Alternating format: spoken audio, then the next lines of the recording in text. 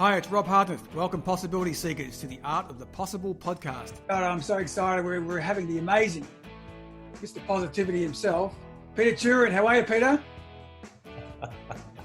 I'm laughing and we haven't even got started, so that's got to be a good sign, doesn't it, Rob? Yeah, it does. It does. Now, you and I, we've come together. We came together through a webinar, didn't we? We came together probably 2 weeks ago.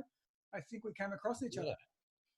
Isn't that amazing? A positivity webinar brought us together. And what I've loved off the back of that, the number of people that are getting excited that you and I are doing something together, and we don't even know what that is ourselves. No, they're excited that we're excited. In fact, we were so excited, we were guilted into this. We felt like we've got to do something. We get something out. God damn it! There's no turning back now.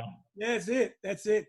Hey, so look, so we've chatted a little bit. We got to know each other a bit on the call and on that webinar and things with the wonderful Warwick Mary and Jerry and Donna Morris, who brought us together, and then we had Dr. Amy on that as well. And I was thinking of so many things we touched on there that I want to learn more about you. And of course, I've had your book, Be, which is just fantastic. Be the best you can be. But I thought we'd start off something because, funnily enough, I think we had actually connected before all this many years ago, because you're an ex-pharmacist. And I'll get into that in a moment, but one of the pharmacies you had was in Toorak Road. And yes. I used to live in near Toorak Road and do a lot of shopping along there. And I'm pretty sure I did, but must have bought a ton of stuff from you and kept you to the life you've now become accustomed to, or at least your family has. But what the question I had, here's my question for you, Peter. When I think of pharmacists, yeah, a bit like the Confucius saying, man who cannot smile should not open shop. And you're an ex-pharmacist with this beaming smile and this great demeanor, and I'm going, is that why you're now an ex-pharmacist? Because you just had to get out. Tell me about that. What a great question to start with. Look, I was always like a cat on a hot tin roof. I love people, so I could be dispensing prescriptions, but if people walked into my pharmacy, I'd be jumping over counters to go and talk to them. That was always my passion, was people. I just happened to deal in drugs.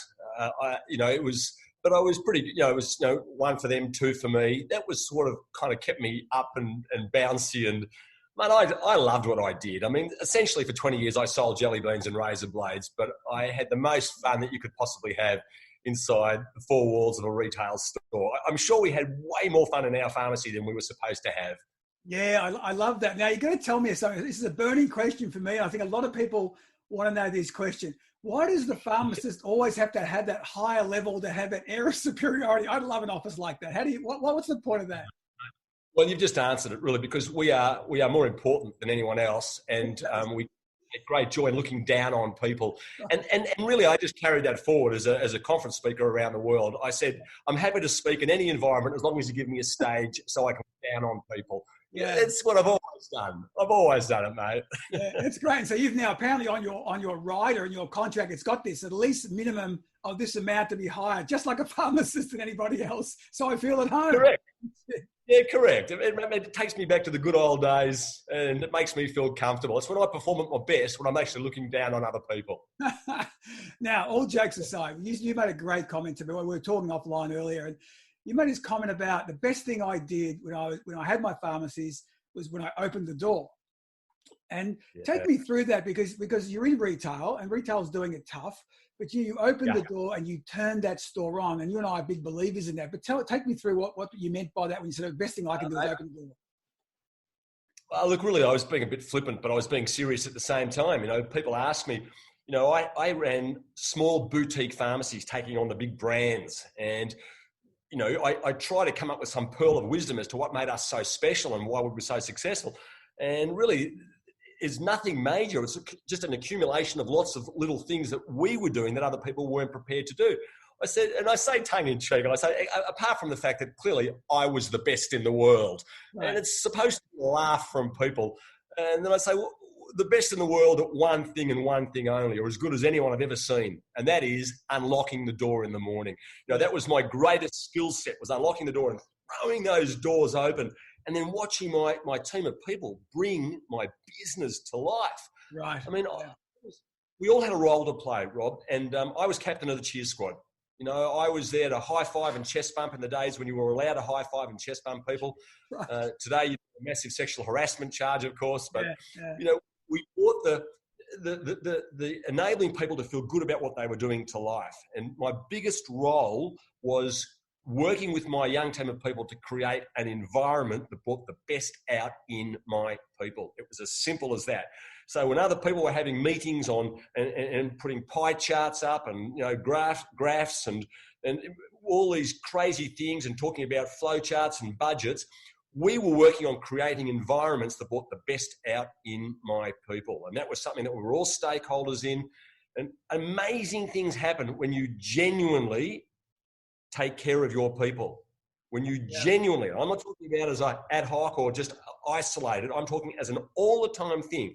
When you genuinely take care of your people, extraordinarily, they take care of our customers. And guess what happens off the back of that? You start to grow an awesome business. But for me, it was always people first. It was nothing complicated. Yeah, but so take us through that, because I think that's you know, you're a people person. I'm a people person. You know, I grew up in a small business. My father was an engineer, and you know, they're not the greatest communicators. And what is that when you say take care of people? What and your team, especially, start there. What is some of the things you did, and you actually got get to know them. Get to know them. It's different strokes for different folks. Yeah. You know, you really get to know them. I mean, look, I had one young lady that worked for me. She's from the country. Now, she didn't get to see her parents, and that really, really upset me that she didn't see her parents. I love my family, and we're having a bit of a quiet time. And I remember walking in on a Thursday, and I said to her, I don't want to see you until next Tuesday. Right. And she said to me, but I don't want to take my holidays now. And I said, did you hear me say anything about holidays? And she said, no. I said, but there is one condition attached to me saying this to you. And she said, what's that? I said, you are to go home and see your mum and dad. If I find out that you didn't go home to see your mum and dad, this will never happen again. Now, this young lady stayed with me for the 14 years that I owned that business. Outstanding. And she travelled an hour and a half every day to come to work. I mean, she was a country kid. She lived but even when she came to the city, to the big smoke, she still lived an hour and a half from the pharmacy. How many pharmacies did she drive past to come to my pharmacy, to our pharmacy? The world's best pharmacy, that's why. Well, honestly, if you asked what differentiated us, it was because it was acts of kindness done as an all-the-time thing. This, as I said, this was not isolated. But Rob, look, I'm embarrassed because I got so much more back than what I gave. Yeah. You know, this was all of us genuinely taking care of each other. And look, you've heard the acronym so many times, CARE. As a young retailer, I was told CARE was an acronym for customers are really everything. But that's just not true. I learned early on that really my colleagues are really everything, CARE. Yes. But to me today, I bring that word to life through choices are really everything. And you get the opportunities to make choices that are so easy to do, but are also so easy not to do. And you get to choose. Yeah. And I was on stage one day, mate. I finished speaking at a conference, and the MC got a little bit excited, and he said, "Pete, would you mind if we threw this open to Q&A?" Well, like you, I love Q&A because you can't contrive it. People can ask you whatever they want. And a gentleman stood up in the middle of an auditorium and said, "Pete, thank you so much for today. Can I ask you, what are you proudest of in all the years that you owned pharmacies?" Now, Rob, I had never been asked that question before. And when you've got 1,000 people in front of you, you can't give some flippant answer. And what came out of my mouth that day, and even as I sit here now talking to you, I am so fiercely proud of, well, my answer was quite simply the length of time that people stayed with me. Because that's not the time your team did. Yeah, absolutely. Because that's not about me. That's about what we created together. Yeah. Yeah. Peter, I love that, you know, and it's so interesting that I find in a small business, you can do things so much more quicker, you can make it all happen. And, you know, there's 5 principles of leadership. I don't know if you've seen the book, The Leadership Challenge, which is a fantastic book. It's probably one of the best books written on leadership. But let me tell you what the top 3 came from, all the research they've done. They're in their 15th edition or something. But the first one is model the way, right? So model the way. And the second one is create an inspired vision, right, with your team. And you know, and you have just done what Kouzes and Posner, the authors have taken through great research, nailed it, because that's exactly it, isn't it? And so many leaders today don't model that way and then don't create the inspired vision. It's kind of their vision or the highway, you know what I mean? And I think that's so important to create that vision of what it is. And that's why those people stuck, if I'm hearing you properly. Rob, look, I love it but honestly, don't give me too much kudos here, because I wasn't smart enough to complicate things. It just made sense to me. It just seemed like common sense was to take care of your people. Yeah. We used to sit down regularly and have meetings, as I said, and the topic of discussion was, when are you at your best? And we talk about it, and it evolved over time, and then it became beholden upon each of us to ensure that we were creating the environment where we could perform at our best. But there was great clarity around expectation, what I expected from them and what they could expect from me. We communicated. And I don't believe you can over-communicate. Now, this is stuff that we spoke about all of the time. It wasn't a sometimes discussion, it was an all-the-time discussion that we had. Yeah. So genuinely talking, clarity around expectation. These aren't complicated things, but you've got to want to do it. No, they're not. And look, I was, and I'll flip back to another one. I was listening to a guy called Brian Humphreys, who's the head of Cognizant. He has 290,000 employees, Peter, around the world, 290,000. And they said, how do you manage that? And he goes, clarity of role, clarity of responsibility, clarity of accountability. And he said, I got to hold the line. If I get that right. And he said, that's really it. But he said, as soon as I sway the line and I get confused in my own message, what do I say in the US suddenly is different than what I said in India. All of a sudden, it's like we're changing strategy.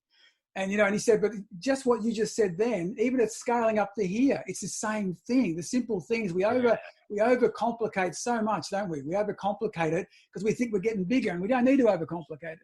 I aggressively agree with you. We just overcomplicate. It doesn't need to be that difficult to do. But clarity of expectation, and even, it's amazing. 4 words that always served me really, really well were, what do you think? I'd sit down with my team of people and we'd share ideas and stories. And even then I had to learn to shut my mouth and listen to them. They were so full of ideas, and amazing things happen when you implement their ideas. They take such ownership and ensure that we just grew remarkable businesses. Yeah. And I'm thinking to myself, well, what is the pearl of wisdom? People ask me regularly, well, what was the magic? The magic is what we're talking about right now. This is about people. We just happen to be a pharmacy.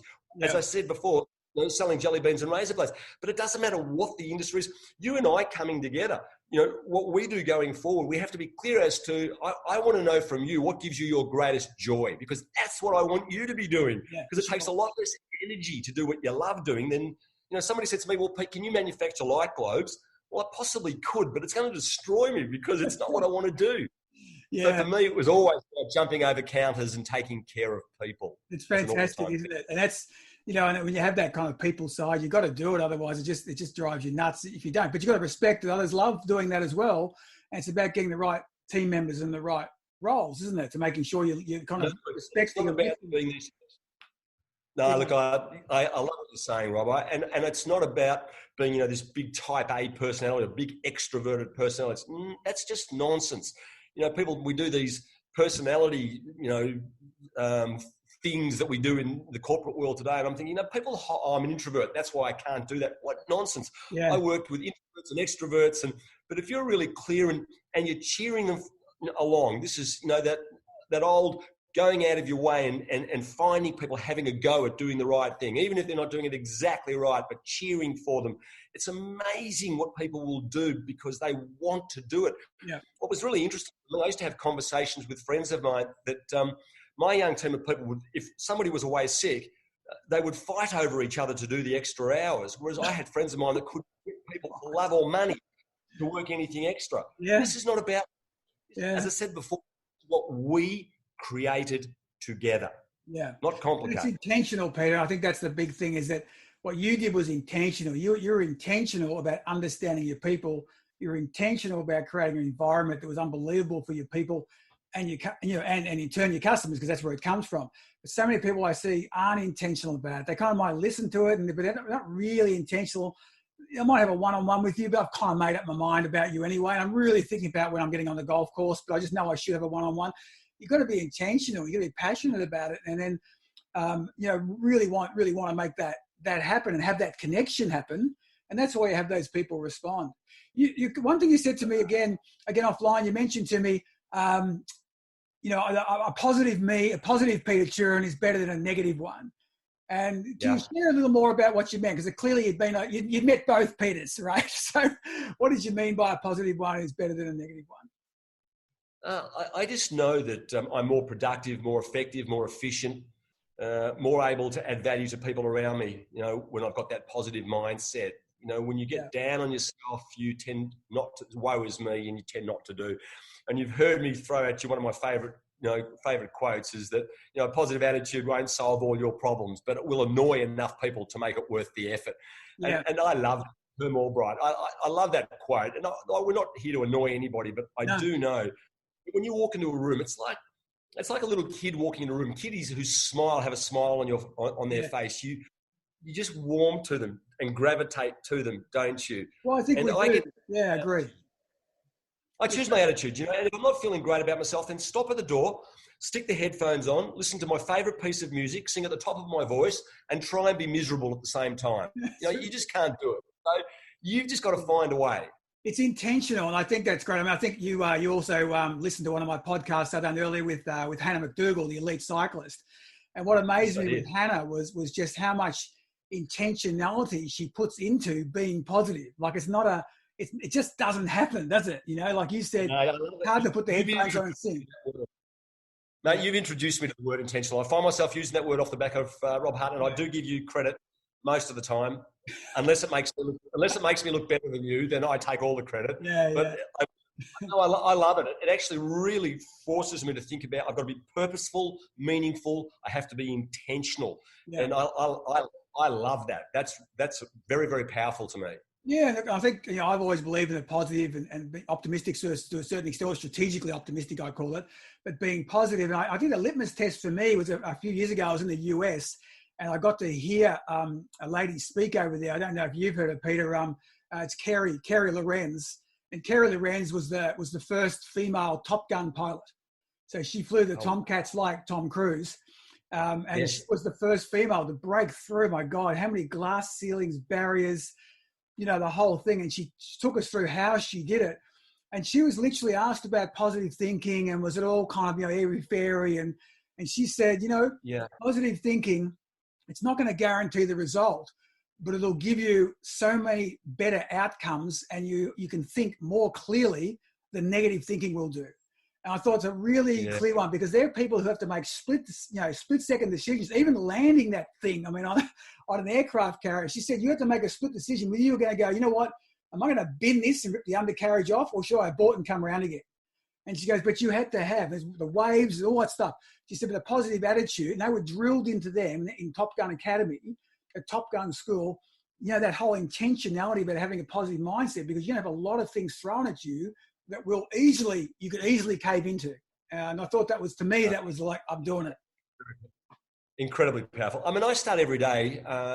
I find a positive quote and I stick it on a Twitter. That's all I do on Twitter. I'm not a big player on Twitter. Now let's stop here. What's your Twitter handle? It's just at Peter Thurin. At Peter Thurin on Twitter. So follow him. Fantastic. Yeah, I'm following you. Great. You're a good man. Every day I put a positive quote out. That means that every day I've got to start and put something positive in here, and then I share it with my community. Can I say though, it isn't just about the rah rah rah. I mean, you and I know that's nonsense. I will find a parking spot. I will find a parking spot. I will find a parking spot. Well, for goodness sakes, get in your car first. It's right. Like I will play at Wimbledon. I will play at Wimbledon. No, you won't play at Wimbledon. That's right. So positive affirmations are terrific, but positive affirmations without doing don't count for an awful lot. So. Positive mindset, I think, places me to do anything better than a negative mindset, but ultimately I need to choose to do something. It's always about the doing. So let's talk about that. So let's cross over to something here. What do you say to someone who, though, is afraid of failing? So that they don't take action, they may procrastinate, they may talk about it, but they don't actually get around to doing it because the bottom line is they're afraid of failing. How do you talk to people like that? Mate, we've all been there. I'm not going to lie to you. Not made a call or, not put myself in a position because I thought I wouldn't be able to do it. Yeah. I was scared of heights. And I remember speaking at a conference and can you believe I just come off stage and I'd been talking about being the best that you can be. And they're all on different activities. And one of the guys grabbed me by the shoulder and pulled me and said, come with us, Pete, come with us, Pete, come with us, Pete. Can you believe they were going abseiling? Now I was scared of heights. And I couldn't back down. Here's me talking about being the best that you can be and so on and so on. Yeah. And I watched a young lady, 16-year-old Deborah, do the wall. She was not part of our conference, but she was doing it as an activity.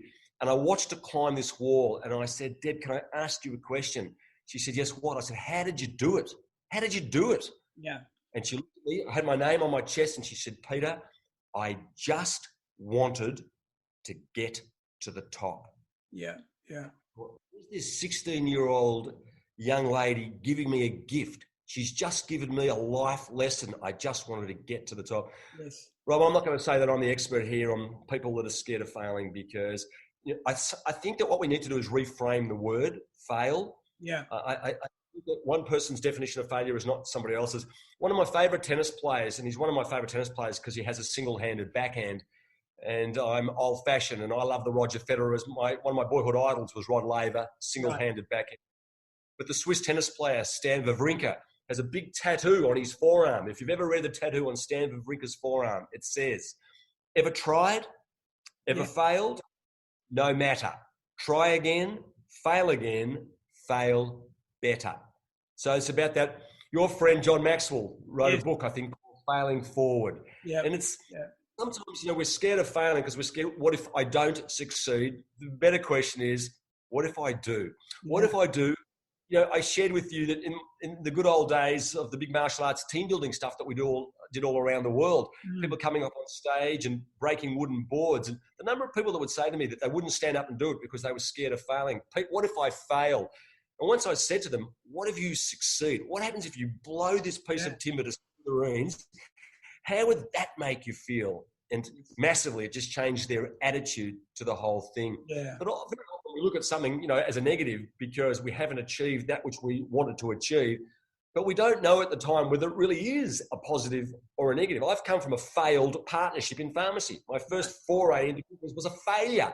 It was a failure. I came out with less money than what I'd put into I was a failure. Without that negative experience, I would never have bought that pharmacy in the Toorak Village and grown my business. What I thought then was a failure turned into the most positive experience of my professional, of my business life. Yeah. Have the courage to take the risk, get into the game. I'm cheering for you. I've got that symbolic arm around your shoulder. Take the risk. What's the worst thing is that they say no to you. You don't get the business or you don't win that tennis match, but have a go. The fun's on the other side of it. Have a go at it. But let's just take back. I want to unpack something you said a second ago when you're talking about the abseiling. And what I loved there you did was that growth mindset. And the growth mindset says, I'm going to have a go. I'm going to learn. I'm happy to learn. I know I'm probably going to fail. But one of the first things you do in a growth mindset is go ask someone who's done it before you. Go get a good coach. And you've got to drop the ego because you went and asked a 16-year-old who could have been perceived as younger than me or maybe not as experienced because you're the guy on stage after all. You're treated like God 30 minutes ago, right? But you've come along and gone, let me go ask someone who just did it. And I love that because that's what growth mindset's all about. I don't have an ego. I'm up on stage, but now you're throwing me into something I don't know. I want to do it. Let me go ask someone who's done it before me. And I always find people who are passionate, love to talk about what they do. They'll always help. I've never had a problem asking people. No, look. Well, I've not always been great at it, to be honest with you. I've learned the hard way. I find a lot of people very good at asking for help. Today, my 3 questions that I try and ask myself on a regular basis. Us coming together to do something new and different. What new knowledge do I need? What new skills do I need? But who else do I need on my team? And have the willingness to ask that question. Look, the day I met young Deborah, 16-year-old Deborah, really, she happened to be there. I put her to the side and asked her the question, how did you do it? And I'll never forget those words. I just wanted to get to the top. And I was thinking to myself, so do I. Yeah, so do I, yeah. I do have a growth mindset. And then I find myself, I have a fixed mindset. I do catch myself out. So I'm very aware. I love that book, Mindset by Carol Dweck. I really, really love that book. But yeah, there are times when I do, and there are times when I catch myself out. I think that's the catch yourself out, because that's the biggest probably error. And Carol Dweck, if you've seen videos on it, we'll talk to this.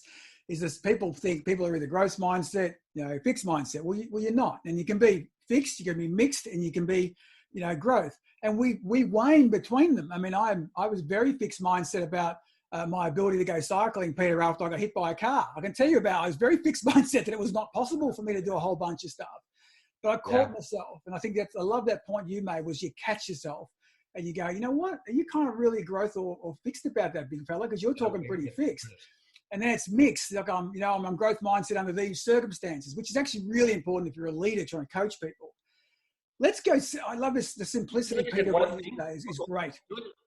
Can I just add one thing to what you said before? You're talking about Carol Dweck. I love that one little word that she pops at the end of it. Yeah. I just haven't done it yet. Yet. I love that. I love that. For me, that's about, but what new skills, what new knowledge, who else do I add on my team to enable and bring that to life? I just haven't done it yet. And 3 letters. It's incredible. Oh, yeah. Massive. Haven't done it. So your tagline you've got, which is easy to do, easy not to do, your choice. Where did that come from, Peter? I love it. Where did it come from? It's my philosophy on life. For me, everything is a choice between easy to do and easy not to do. Choosing easy to do means focusing on what you can do rather than on what you can't do. And it's the first step to achieving anything in your life. But you've also heard me say it's also the second step and the third step. Yeah. And I think you get the picture. What's interesting for me is that everything that we talk about, for me, this is choice, us coming together on this wonderful opportunity to chat to you right now. It's so easy to do, it's so easy not to do. But at some point in time, you chose to make this happen, and I'm the recipient, and so privileged to have this chance to have a chat to you, because I learn and grow every single time I talk to you. Everything that I've done, essentially, if I stop and think about the things I've done in my life, whether it's, I started martial arts at the age of 36, getting a black belt in martial arts, easy to do, the epiphany, the moment for me. It was a dream I'd had as an 8-year-old little boy, but did nothing about it until I turned 36. It was a phone call, a simple phone call. My first lesson, so easy to do, so easy not to do. Buying retail pharmacies. I'm not saying to grow successful business is easy to do, but seeking guidance and counsel, sitting down with somebody, as you said before, so rightfully, somebody who's actually trailblazed, somebody who's been there before that can maybe share some advice with you, give you some counsel, give you some the way forward, or this is what I found, maybe this is something worth thinking about. To have those conversations, they're so easy to have, they're so easy not to have. You get to choose. And for me, that almost speaking around the globe over the last 20 years, the thing that kept coming back, presidents and CEOs and shop assistants, it didn't matter what level of the corporate world or what rung they were at, the thing that always came back to me, emails and messages, you drive me crazy with easy to do, easy not to do. I wanted to lie in bed this morning, it's raining outside, and you're that little birdie on my shoulder going, easy to do, easy not to do. So here I am, here's a photo, I'm out walking in the rain, or I'm out running in the rain. Easy to do, easy not to do. So it truly is my philosophy on life. Yeah, it's a wonderful one. One of the ones we've again talked about once was around just that process. You talked about what knowledge do I need, what skill do I need, who do I need on my team. But we also, one thing I listening to you and picking up about the way you ran the retail businesses was also that operating rhythm you had. You had those meetings about what was important to people. You had that meetings about how can we make this a great customer experience. And all of the work I've done, and at elite sport and in business, there's always been process and routine behind it. And sometimes that's the hard part. That's that easy to do, easy not to do. But I've always believed in that. That's the process and the routine that makes it all happen. Your thoughts on that? Look, for me, I have my 3 pillars today. Get in the game. You talking before about have the courage to make a start. Get in the game. Whatever the game is of your choice. Yes. But to rise to the challenge, there will be obstacles and barriers and roadblocks. Well, let's have a look at those. Yeah. But are we interested in success, or are we truly committed to bringing this to life so that we can ultimately be remarkable? And I just want to go back to even this is not just about the corporate world. I coached junior Australian rules football for many years. I love kids. So coaching 6, 7, 8, 9, 10, 11, 12-year-old kiddies. And very often, kids have what they refer to as a preferred side of their body. I can only kick with my right foot. I can't kick with my left foot. It's my non-preferred side. No. You don't have a preferred side or a non-preferred side. You've got a left foot and a right foot. Yeah. And when you turn right, kick right. If you turn left, kick with your left. But when you've got parents or what have you going, oh, my little boy can't kick with his non-preferred side, then the little kiddie doesn't have preparedness to try to get into the game. Yeah. But as the football coach, my kids were under instruction that if you turn to your left, you had to use your left foot. If you turn to your right, you had to.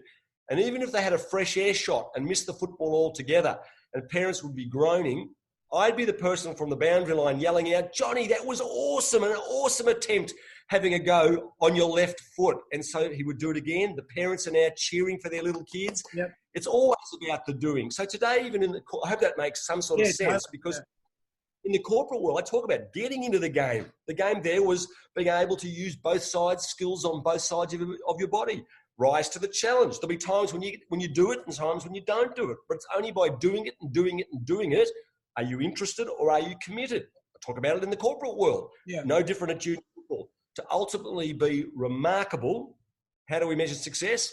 That now I can kick off both sides of my body. I no longer have a preferred and a non-preferred side. I've got a left foot and a right foot. It's always about doing, Rob. Yeah, it is. I love that. There's a quote that Kevin Sheedy said to me once, and I'm a massive Bombers fan, as you probably know. But Kevin said, it's not that practice doesn't make perfect. Perfect practice makes perfect. And I think when he told me that, well, maybe 15 years ago, it just never really occurred to me, but it's so important to get those. It's why I've used coaches so much in sailing and now in cycling, because if you get it right early on, it's so hard to unwind, especially when you get to our age, isn't it? To unwind and learn something again. And I love that when you're doing it with those kids in junior footy, they're starting on right. There is no preferred. What a great, I got right, I got left. I love that. Yeah. Look, the interesting thing about that, look, I really take his point, and I know exactly where he's coming from with perfect practice. I played in a couple of tennis teams overseas a lifetime ago.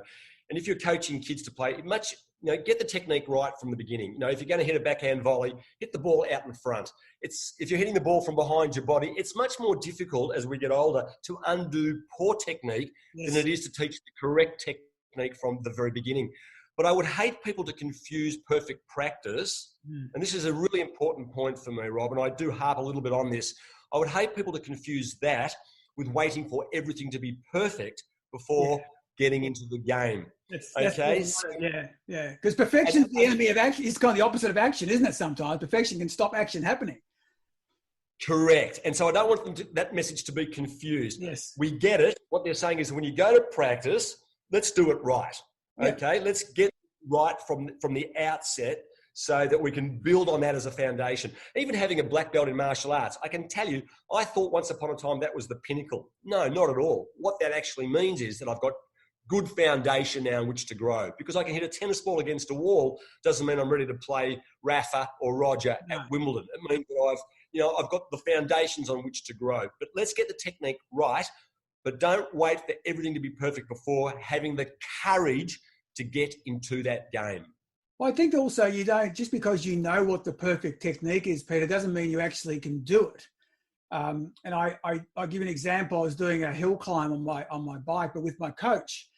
And then he showed me how to use the core of your body and where to hold onto the handlebars. And I'd never done this. And but I didn't get it right first time. I'm still not right. But I'll tell you what happens though. Every time I go up a hill, my mind clicks in going, oh God, hands here, angle here, looking here, right? Now, I'm not naturally doing it. It's like those evolutions of when you learn something. I'm still consciously incompetent at this point, but I'm aware that I haven't got it right. But slowly, I'm getting it right. But I do know what perfection looks like. I'm never going to get it first off. Yes. And you can't expect that. But at least you know where you're aiming for in it. I love, I think the most powerful thing that I take from that is that it doesn't matter where we're at in our lives, that you remain coachable or teachable. And I read something the other day that Michael Jordan, arguably the greatest basketball player ever to have walked the planet, he actually made the statement that his greatest skill This is from Michael Jordan. His greatest skill was that he was coachable. He was like a sponge, aggressive to learn. So there's the best in the world. Okay, so there's one thing about being the best, but the best today is not necessarily the best tomorrow. So that's that ongoing continual improvement about being better tomorrow than we are today. And that's really what you're saying. You love your bike riding, and I know that you do. I've seen you in Lycra, so I know what it looks like. And it's fantastic. You should feel it though, Peter. It's just amazing. I'm not going down there. No, that's okay. Thanks for the... Don't ever do that. Hey, we also talk about big goals, and you've had some big ones. I mean, the things you've achieved in life, many people won't even get near them. But when we talk about some of the big goals, you and I are also fans of chunking it down, right? And I know you use the word chunking it down. I use the word chunking it down. But, I thought I'd ask you, what does chunking it down mean? What does it mean when you say chunking? I think I stole that from you. I think I stole chunking down from you. I've pinched most of all the good stuff. I told you, I've just taken straight from intention, chunking down. Yeah. Now, look, it's always, it is about bite-sized chunks, isn't it? You and I know that it's the little things that we do consistently over time that leads to massive achievement. But to what we were talking about before, to have clarity around what it is that you actually want to achieve. And then everything that I do needs to push myself in that direction. And if I talk about whether it's growing a business, if that's what I want to do, the small steps that I need to take consistently over time, whether it's a black belt in martial arts, what are the little things that I need to do ongoing, to improve my kicking, my punching. These are ongoing little bite-sized chunks. The people that say to me, I want to be fit and healthy, well, that's fabulous. I applaud you. Let's get in the game. 2 sit-ups and 2 push-ups today turns into 3 sit-ups and 3 push-ups tomorrow, is 5 by next Tuesday, and so on. And now I've got my whole family on the floor doing it with me and having a giggle and having a whole lot of fun. And now I'm starting to grow and bring important people along for the ride. And that's, for me, has been very, very powerful, is to bring the people who matter in my life along for the ride with me. But it's always been about small steps. You can have those big picture goals, but those people who fear failure that we spoke about a bit earlier, one of the issues is that big goals can appear so daunting, so out there that they don't have the courage to make a start. Yeah. Let's get those small wins. Let's get those early wins, those small wins early, and feel really good about ourselves. I just walk differently when I'm in the game. For me, that's been so incredibly important. Small steps, easy to do, taken consistently over time, that pushes me in the direction of my big picture goal.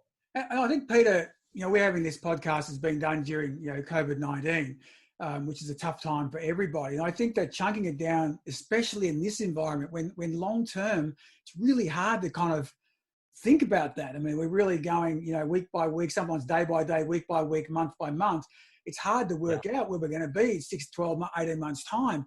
And so for me, anyway, I've found that you're useful now to actually have made my goals even shorter, even shorter term goals, be in business or in sport, because I just know it's in times of uncertainty, a shorter term goal just keeps the positivity in your life and your kind of sense of accomplishment. Have you got a thought on that? Yeah, very much so. Again, it brings me back to focusing on what you can do rather than what you can't do. Go for that walk around the block. Enjoy the fact that maybe you've got a bit more time, hopefully the inclination as well to go for that walk. Get that book written. And I'm saying that because I need to do that, and I'm doing that. I've been writing since over this period of time, and for me, I'd rather talk than write, as you're abundantly aware. Yes. So for me, it's a real challenge to sit down and write. But again, it was writing those first few lines. Easy to do, easy not to do. Getting those small and stand up and walk around the room and feel good. I've just written my first story, whatever it may be. I don't want anybody to think that there's anything there is honestly nothing precious about me. I mean, I think that you sometimes overstate what you've done in your life. Well, I've got my stories and you've got yours, and I'm blown away constantly by people that when I come off stage, whatever the stage, the virtual stage or a real stage, people tell me that they love my story on this or my story on that. I say, look, enough about me. I know my stories. Tell me about you. Yes. And then they open up and they've left war-torn countries, or they've climbed mountains that I've only dreamt of climbing. And everybody has a story, and there is so much to be inspired by if only we stop and ask people, what's your story? It's such a great question. I think John Maxwell, Peter, he's written 31 books, I think, and they're in the millions. He's one of the top 5 Amazon book bestsellers. And he had a great line. He said, when you see a book, I look fantastic in a book. I'm not as good as the book makes out, and I'm not as bad as people say I am. He said that I'm kind of in the middle, but he said, when you read the book, that's me at my best, but that's not me when you get me. I'm me. And so you've got to remember that when we walk away, I love those stories. And I had in my last book, I had someone, a good friend of mine, Fiore Giovanni, who wrote a testimonial. And I met her through some speaking, and we chatted, and I said, gee, would you have a look for the book? And she read the book, and she was fantastic. And I sort of knew her story a little bit. I said, so tell me a little bit about yours. And she sent me her book. And like, she was promised a way as a child to be a wife. And she left her family, left everything in a war-torn African city and town, and made it to Australia on her own. And I'm thinking, wow. I don't even think I'm going to continue writing my book. Her story is it's mind-blowing. And but she comes to me and says, this is great, Rob. This is a great story. I've read your book a couple of times. And I just feel like I got nothing to say with yours. Yours is, so we've all got amazing stories, don't we? That we just no question. Bring out. And I find myself often on stage saying, please don't follow me around thinking that I do all this stuff. I too am a work in progress, and I'm doing my very best to be better today than I was yesterday. But I've got so many things that I still want to do. And if easy to do, easy not to do, your choice really is my philosophy, then it keeps me honest. It is about the little things that I do consistently, and sharing and encouraging people around me. That's the positive, Peter, that really, I think, is a better version of myself, because it does enable me to bring people along for the ride. Yeah. But I'm so inspired by what you've done. I'm so inspired by you pick up something and read something about somebody, exactly to what you're saying right now. But it's not what we know; it's what we do with what we know. And it's having the courage then to implement. It's moving from inspiration to application. It's always about the doing, and have the courage to do that, and not waiting for everything to be perfect, but having the courage, take that first step, get in the game, rise to the challenge, and there will be some, to ultimately be remarkable by your definition, not by mine. Your game, not my game. Your rules, not my rules. Yeah. But I'm prepared to go with you and encourage and support in any way possible. And that's the collaboration, which is, I think, becomes more and more powerful. And you allude to today's world. Yes. I think that's why I love this. I feel so blessed that I've been introduced to Rob Hartnett. And I'm not trying to give you a fat head. I mean that from the heart. That I look at this as, I'm passionate about this opportunity, and where, to opportunity because we were too lazy to explore it would be awful. But doesn't mean we have to jump into bed with everybody we talk to. No. But who knows where we can go.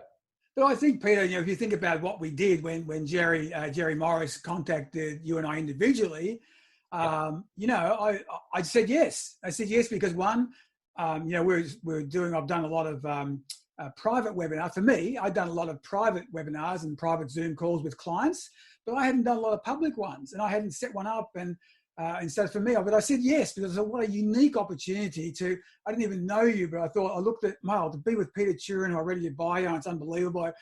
Dr. Amy, I'm thinking, my God, when will I get the opportunity to be on with her?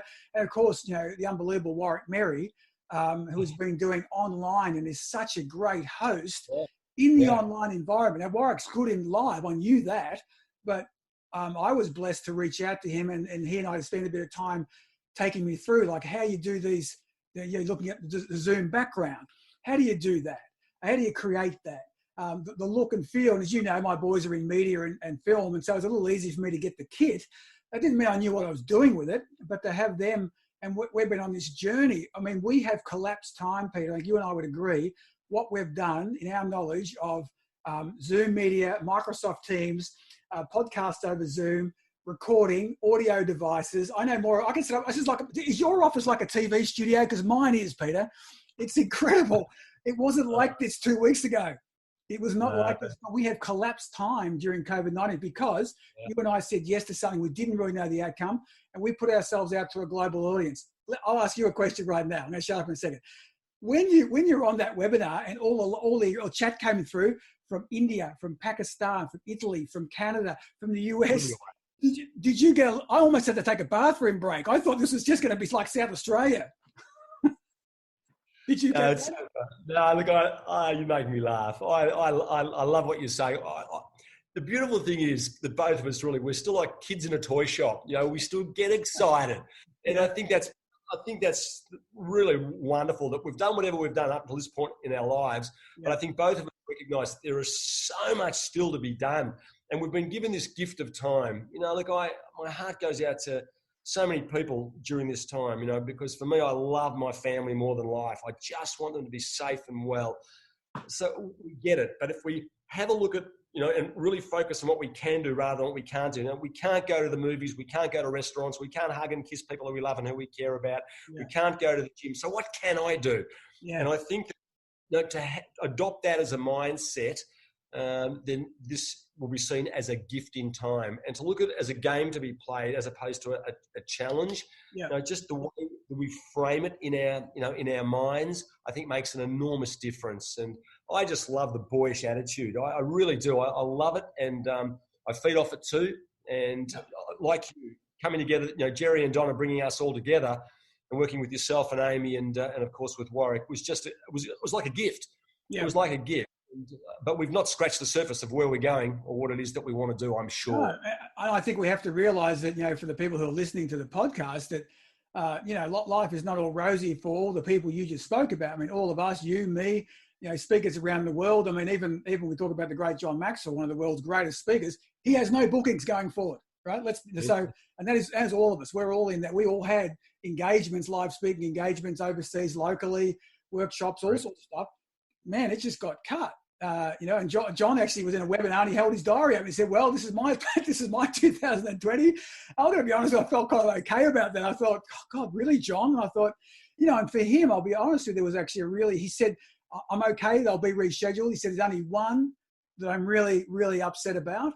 And I really fell for him because he said it was one that had been in the wind for 2 years. And this month, I think next week, he was supposed to be doing a workshop at Vatican City with the Pope on leadership. That's extraordinary. And he said he'd been 2 years in the planning, and that's all on hold. Now, I hope it gets back for him. But, you know, even a leader, as big a speaker as John is, that was the one he said that's just really, he felt, you know, like, man, that was the one I was really pumped about. But I'll come back. I so understand that. But for us, look, we've got these virtual opportunities. The great news is that there are obstacles or barriers around the cost of the flight, transfers, accommodation, meals, all those barriers have just been brought down. And we just got to ask better questions. You know, how can we make this happen as opposed to woe is me, it's not happening? You know, what are the things that we can do more, better, differently to bring this to life? And I just see that collaboration is the way forward. I think this coming together is very, very powerful. I think what we are able to offer prospective clients, existing clients is massive. But it keeps us vibrant and vital as well, doesn't it? Well, I think it keeps you growing. I think that's what you've got to do is that routine and process is so important when you're working, you know, from home, like most of us are doing through this. I mean, a few of us on this call, and you and I, we've been used to working from kind of home offices. But that's, you know, I think the biggest shift I've found is that's all very well, but were you doing your home office with your kids? Were you sharing with your pets 24/7? You know, that's the big shift I've found with people, that it's not quite the same as your kids being there and you're taking a day or two to work from home. This is working from home with everybody. And I got to tell you something funny. I don't know if you read this, but one of the interesting things, one of the biggest Google searches right now and the inquiries from people in Australia has been for tiny houses, right? Tiny houses to put in your backyard to get out away from your family. If you're running a home office or you've got too many people. So they've had this massive inquiry on these kind of converted containers and all sorts of stuff for the backyard, as people have realized, you know, I love my family, but, you know, maybe working together and on top of each other is hard. So, but we're learning, aren't we? We didn't know this, and we got put in this. It's an adjustment. Yeah, look, we're adapting all of the time. We're learning about ourselves, about the people who we love and who we care about. Yeah. My little girl has 3 little people of her own, you know, under the age of 5, you know, so it's a challenge, you know. And then I've got, you know, my mum and dad who I love. My dad's 90, my mum's 86. And of course I worry about them, but their attitude has been extraordinary. They're so realistic. You know, they sneak out for their walk in the morning.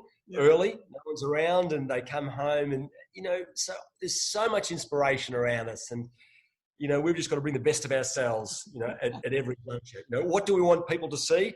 Make sure that's what they do see when we walk into the room. I like that point you made earlier about when I feel I'm not at my best. I've got a go-to song. I say to people, one of the things you can do during this period is build your own list on Spotify or on iTunes or Apple Music, because it would be one of the best investments you make of some of your favorite music. My music may be different. Your music is different to others. Doesn't matter. Get your own go-to songs, because music, and I use music a lot when I'm speaking, because it changes your state. It changes people's state, and it gets them out of the kind of a funk they might be in. Just like put it on, and when you put your music on and you're singing until you're dancing, it's really hard to be miserable. I love that part of yours, isn't it? Yeah, well, really, I challenge people. Sing your favourite song at the top of your voice and try and be miserable at the same time. There you go. There's a challenge.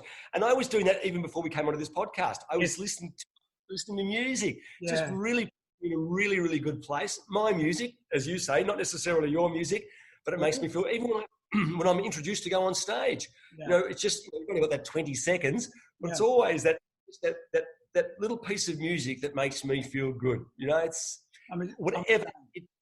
Whatever it takes to give you an opportunity to bring the best of yourself to life. That's what you do. That's it. I think that's and look, I think that's important. Also, we talked about leadership at the start of the podcast, and we'll probably talk about now as we come to a close. But that leadership side of knowing when you're a leader, you've got to bring that energy, because I love that. The Crowded House song, which wherever you go, you take the weather. Is a fantastic line that Neil Finn wrote, because if you're a leader and you come in and you're down, your team are going to be down. They feel it. You have to say anything. They feel it. You come in, it doesn't mean you have to be rah-rah and happy and bouncing off walls, but if you come in with that positive energy, that opening the door, that getting the team on, they feel it. And I think it's so underwritten that people, and it's got to be intentional about feeling great when I come in the office and I'm ready. Otherwise, don't come in. Don't go there. Yeah. Look, I love it. We're going to get smashed by time. Wouldn't matter how much time you and I had, because that is. There's only, as you know, I know, it's only one form of leadership, and that's by example. What do you want to see from your people? What must they see from you? Yeah. But you're the catalyst. It's like any relationship. It's like, if you've got as a father, if you've got a fractured relationship, with a young son, it's for you to heal that fractured relationship, to be the catalyst.